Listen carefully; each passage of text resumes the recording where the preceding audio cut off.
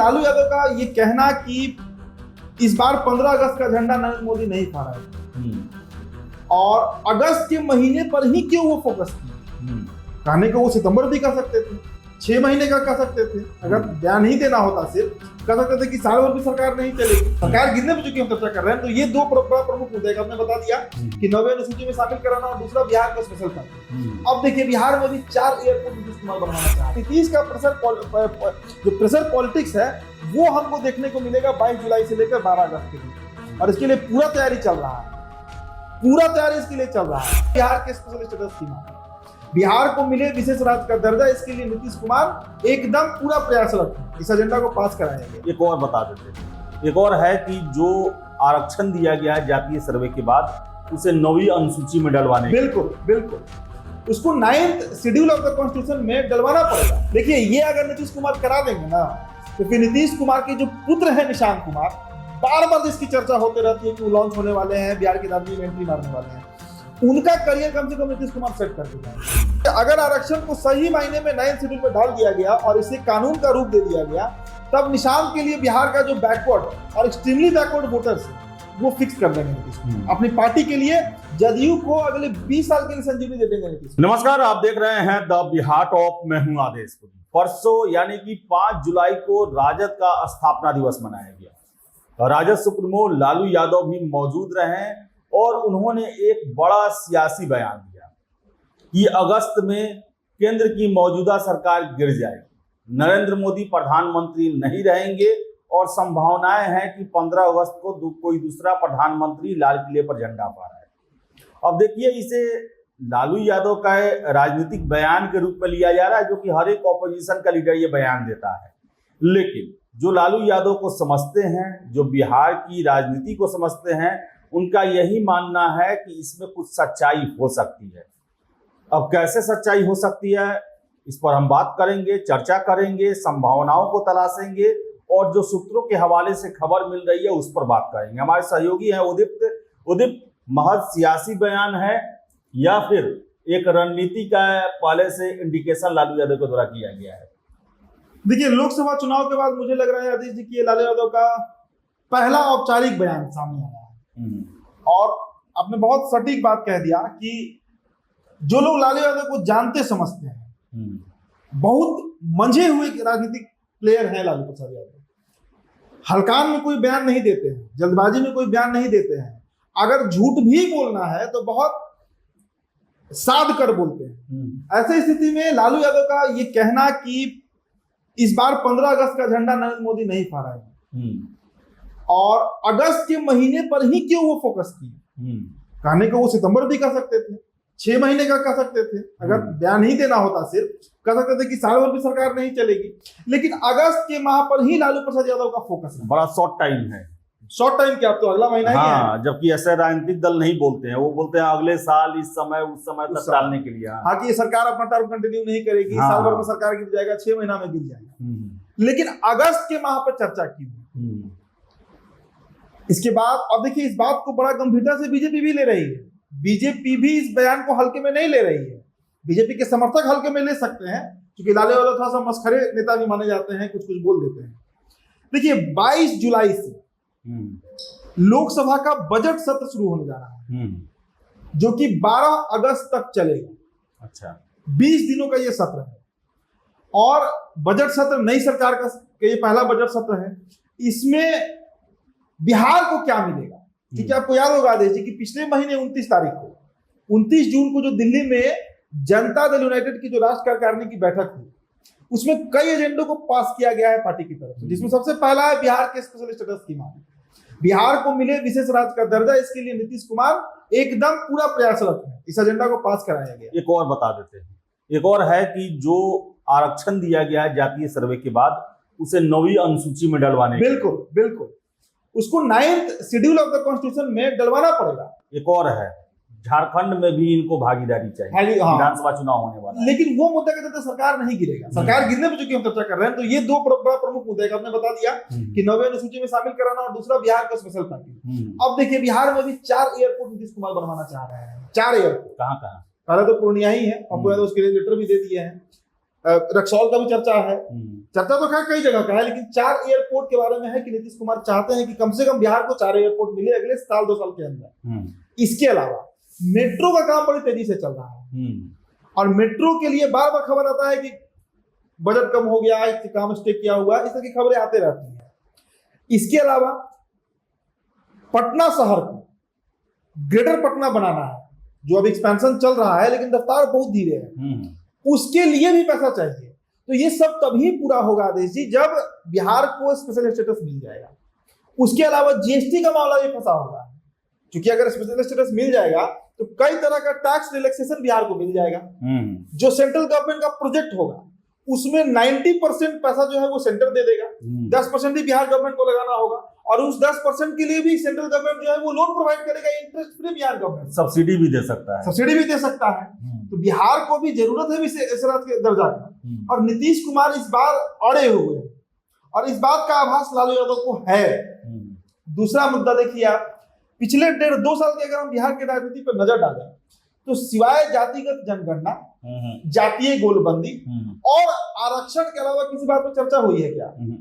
अभी पिछले सरकार में 50% के आरक्षण को बढ़ाकर 65% किया गया, उस पर कोर्ट स्टे लगा दिया। कोर्ट का कहना है कि ये हमारा जो फंडामेंटल राइट है उसका हनन है, लेकिन इस बात को नीतीश कुमार अभी भी पता नहीं पाए। हालांकि एनडीए की सरकार अभी सुप्रीम कोर्ट में गई है, इसका लेकर हलफनामा दायर किया गया है, लेकिन अगर सेंट्रल गवर्नमेंट इसको 9 शेड्यूल में डाल देगी तब नीतीश कुमार को यह आश्वासन मिल जाएगा। तो कहते हैं कि नीतीश कुमार की पूरी राजनीति बैकवर्ड की राजनीति है, पिछड़ों की राजनीति ही नीतीश कुमार करते हैं, और वही राजनीति लालू यादव भी कर रहे हैं। एक और वजह है, आपको मैं क्लियर कर दूं, एक और वजह है कि जो हमारे संविधान में आरक्षण देने का प्रावधान है वो सामाजिक शैक्षणिक पिछड़ापन माना गया है, लेकिन ये 15% उदित जो दिया गया था वो आबादी के हिसाब से दिया गया था, बिल्कुल। और ये जो है संविधान में चर्चा नहीं है। अगर इसे 9वीं अनुसूची में डाल दिया जाएगा तो जो बातें नीतीश कुमार या फिर आरजेडी कहते रहती है कि जितनी जिसकी हिस्सेदारी उतनी भागीदारी,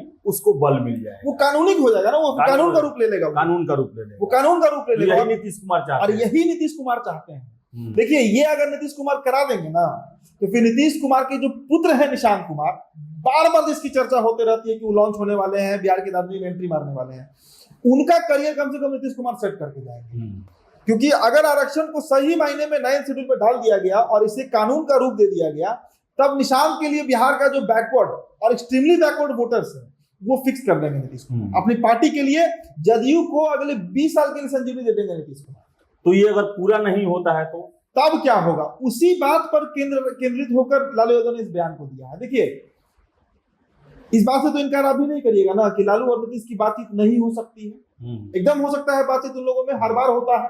अभी दिल्ली से लौट रहे थे तो फ्लाइट का सीन हमने देखा, जो प्लेन के अंदर लालू और माफ कीजिएगा तेजस्वी और नीतीश कुमार एक साथ बैठे हुए थे। तो हो सकता है कि नीतीश कुमार हिंट कर रहे होंगे। उदित, क्या लगता है कि नीतीश कुमार स्पेशल स्टेटस के लिए, 4 एयरपोर्ट के लिए, जीएसटी के लिए, इन सब के लिए क्या लगता है कि फिर से पलटी मार सकते हैं? क्या डेवलपमेंट उनके लिए इतना बड़ा इश्यू है जिसको लेकर मार सकते हैं, या फिर वजह कुछ और है?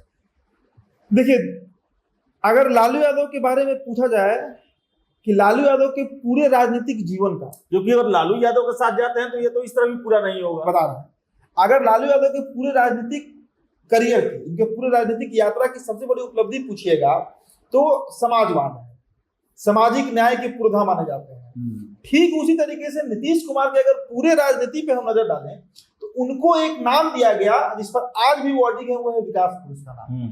और उन्होंने विकास बिहार में किया भी, इस बात से हम इनकार नहीं कर सकते हैं। ठीक है, वो समय की मांग रही होगी, लेकिन वो नीतीश कुमार जी के समय के मांग को पूरा भी कर दिया।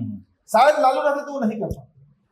तो आज नीतीश कुमार के सामने, देखिए, नीतीश कुमार जदयू को, मैंने कहा ना कि जदयू को अगले 2 दशक के लिए सेट करना चाह रहे हैं, अपने बेटी के लिए ही हो सकता है करना चाह रहे हो।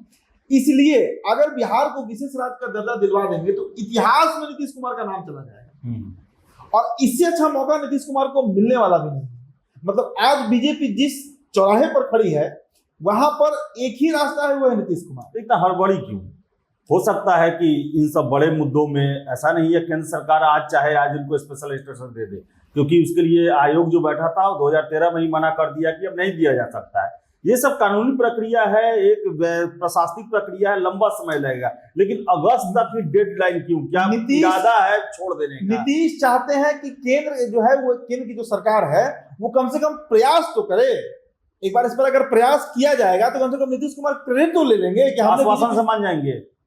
मान लीजिए कि ये नहीं सक्सेस हुआ, जैसे कि आप बता रहे हैं कि आयोग अगर नहीं इसके लिए तैयार हुआ, तब नीतीश के पास भी कहने के लिए हो जाएगा ना बिहार में कि हमने प्रयास किया और हमने प्रयास करवा दिया। 15 साल से कर रहे हैं, वो तो कर रहे हैं, लेकिन पहले भी सरकार बिल्कुल, लेकिन केंद्र की सरकार कभी इसमें रुचि नहीं ली। आप नोटिस कीजिएगा, बीजेपी के साथ इनकी सरकार बिहार में चल रही है 18 सालों से, लेकिन कभी उस पर आज तक बीजेपी सेंटर में फोकस नहीं की। लेकिन रुचि लेने के लिए कुछ लक्षण दिखने चाहिए ना। स्पीकर का पद मांगा गया, इनकार कर दिया गया। एक कैबिनेट मंत्रालय दिया गया, वो भी कोई दमदार, जो कहा जाता है बिहार के मंत्रियों को रेल चाहिए, गृह चाहिए, डिफेंस चाहिए, कुछ नहीं मिला, वो सब नहीं मिला। जो प्रीमियर कैबिनेट होता है वो भी नहीं मिला। कैसे हम मान ले? नीतीश कुमार हर एक मन से कह रहे हैं कि अब छोड़ के नहीं जाएंगे, छोड़ के नहीं जाएंगे, पैर छू लेते हैं। कैसे मान ले कि बीजेपी इनके सामने? देखिए, हम लोग बार बार चर्चा करते हैं आदेश जी कि नीतीश के लिए प्रायोरिटी क्या है, बिहार या सेंटर? आप भी कहिएगा बिहार प्रायोरिटी है।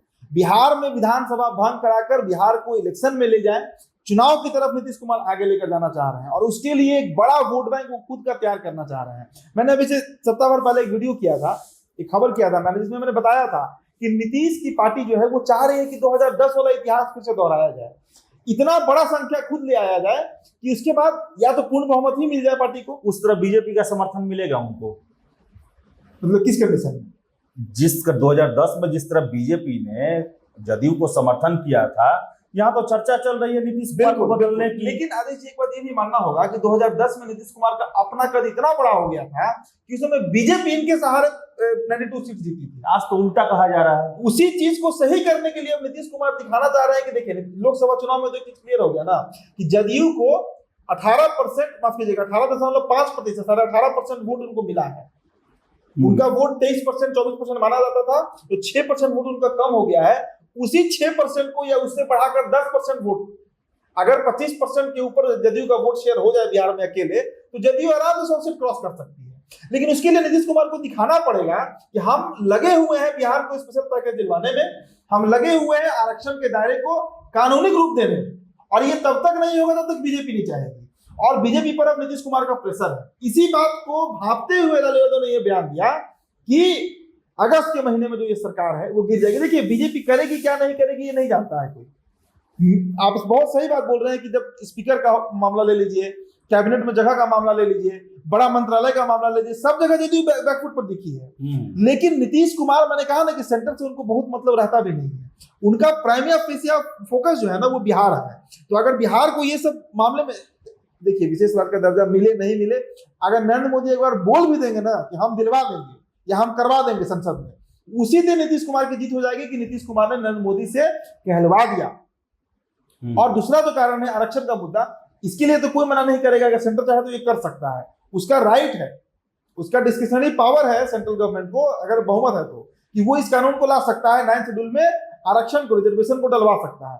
तो देखिए इस पर केंद्र क्या सोच रही है। लेकिन नीतीश का जो प्रेशर पॉलिटिक्स है वो हमको देखने को मिलेगा 22 जुलाई से लेकर 12 अगस्त के बीच में, और इसके लिए पूरा तैयारी चल रहा है, पूरा तैयारी इसके लिए चल रहा है। बीजेपी नहीं पूरा करती है तो आश्वासन नहीं देती है, उसी बात को तो लेकर लाले तो कह रहे हैं कि सरकार गिरने वाली है बिहार में, केंद्र में, माफ कीजिएगा, और जब केंद्र में गिरेगा तो बिहार में गिरना ही गिरना है। 12 सीट से क्या केंद्र का सरकार गिर जाएगा? 12 लोकसभा सीट से गिरेगा नहीं, लेकिन नीतीश अगर हटते हैं इस गठबंधन से तो उसका एक बहुत बड़ा असर टीडीपी पर पड़ जाएगा।